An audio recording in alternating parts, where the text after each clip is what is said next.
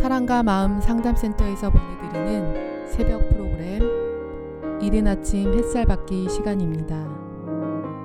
하나님의 말씀을 들으며 새롭게 되는 나를 체험하는 시간 되시길 바랍니다.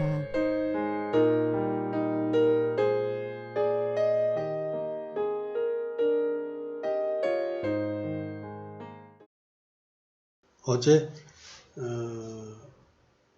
아브넬과 이스보셋의 갈등을 통해서 아브넬은 다윗에게로 오게 되는 그런 사건의 배경을 얘기했습니다.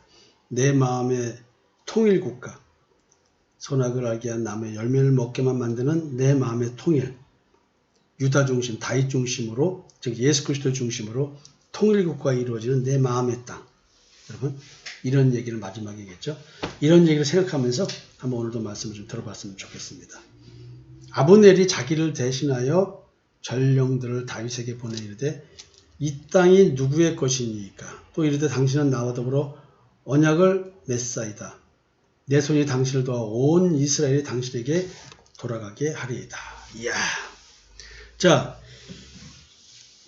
이스라엘이 적은 아니지만 한민족이지만 어쨌든 간에 통일을 해야 됩니다. 그러면 적이 아닌 적이죠.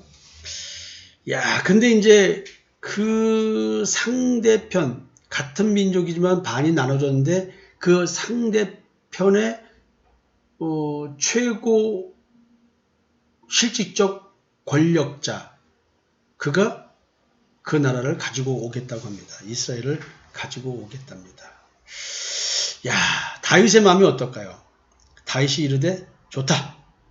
내가 너와 언약을 맺거니와 내가 네게 한 가지 일을 요구하노니 나를 보러 올 때에 우선 사울의 딸 미가를 데리고 오라. 그리하지 않으면 내 얼굴을 보지 못하리라. 이야, 이게 참, 다윗이 미가를 사랑해서 그랬을까요? 물론 성경은 미갈이 다윗을 사랑했다는 말이 나옵니다. 그래서 요나단과 함께 다윗을 도망갈 수 있도록 보호해 주죠. 사실은 이 미갈을 얻기 위해서 블레셋 사람들을 죽여서 양피를 베어옴으로 말미암아 어찌 보면 조건부 결혼을 하게 된 건데 그 조건이 이루어져서 결혼을 하게 된 거죠. 도리어 이제 이것은 매우 정치적 행위일 수도 있습니다.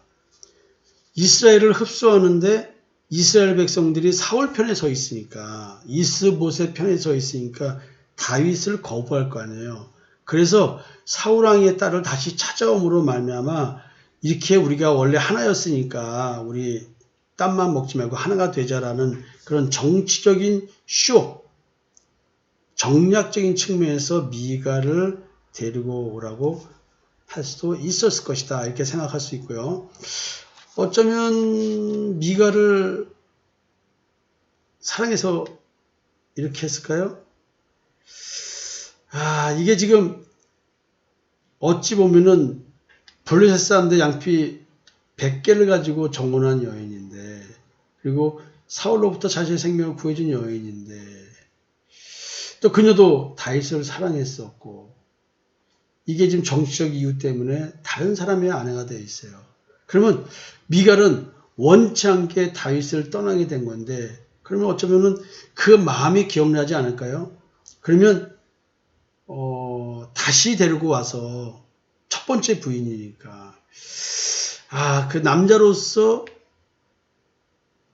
다시 데리고 와서 본초로서의 역할을 할 수 있게 해주는 것, 이게 남자의 멋진 결정 아닐까요? 이런 생각도 좀 해볼 수가 있습니다. 다윗이 사울의 아들 이스보셋에게 전령들을 보내 이르되 내처 미갈을 내게로 돌리라. 그럼 내가 전에 블레셋 사람이 포피 100개로 나와 정원한 자니라 하니 이스보셋이 사람을 보내 그의 남편 라이스의 아들 발디엘에게서 그를 빼앗아 오매 그의 남편이 그와 함께 오되 울며 바오림까지 따라왔더니 아브넬이 그에게 돌아가라 하며 돌아가니라. 야, 이거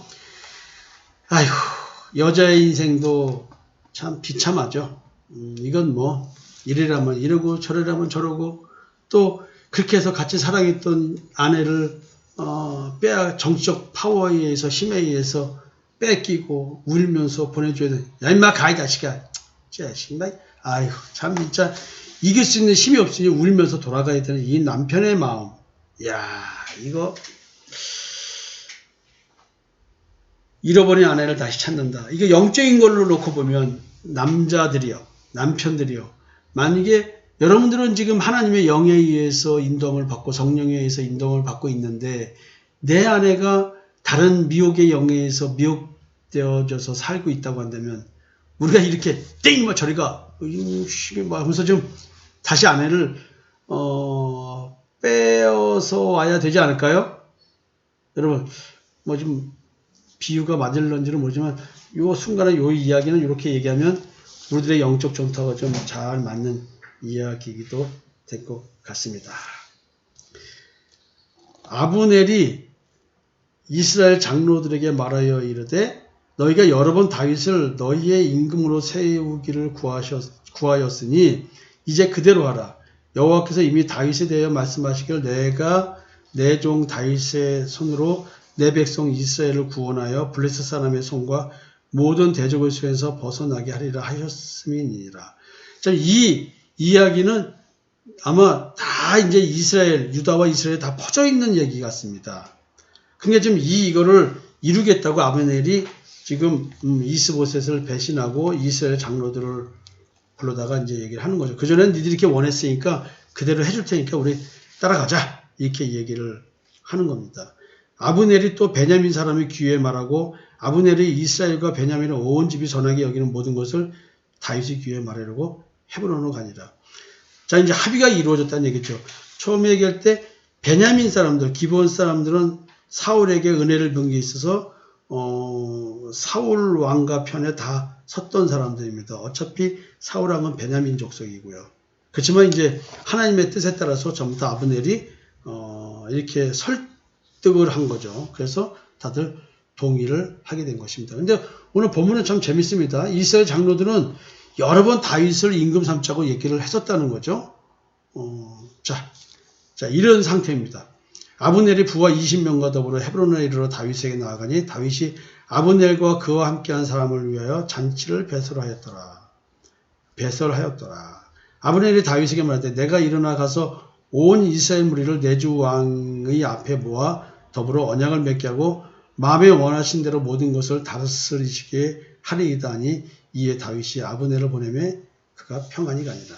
자, 이제 분단된 남유다와 북이스라엘이 분단된 건 아니죠. 사실 어찌 보면은 그렇게 해서 따로 나라를 세운 거죠. 이렇게 유다의 왕은 다윗에게 취임을 한 거고 기름 부음을 받고 한 거고 이제 이스보셋은 아버지의 왕권을 이어받아서 별도의 이스라엘을 세워서 간 것이겠죠. 아브넬이 그렇게 만드는 거죠.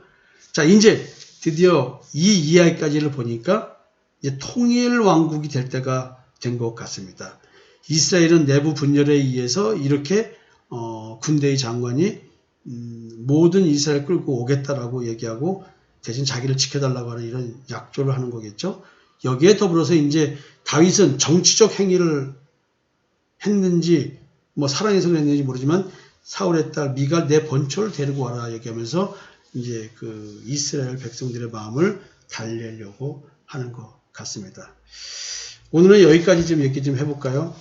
오늘은 우리가 그 정신분석학적 입장에서 가나안 땅에서의 정복 존재가 끝나고 초대왕 사울왕에 의해서 나라가 이렇게 되다가 다시 분단이 돼가지고 싸움이 붙을 뻔했는데 큰 전쟁은 요압과 아브넬이 서로가 싸우지 말자고 이렇게 함으로써 막았고 그리고 이제 이렇게 그 사울왕의 첩의 문제로 아브넬과 사울왕의 아들 이스보셋 왕과의 관계에서 문제가 생겨서 아브넬이 이렇게 이제 다윗에게 오게 되는.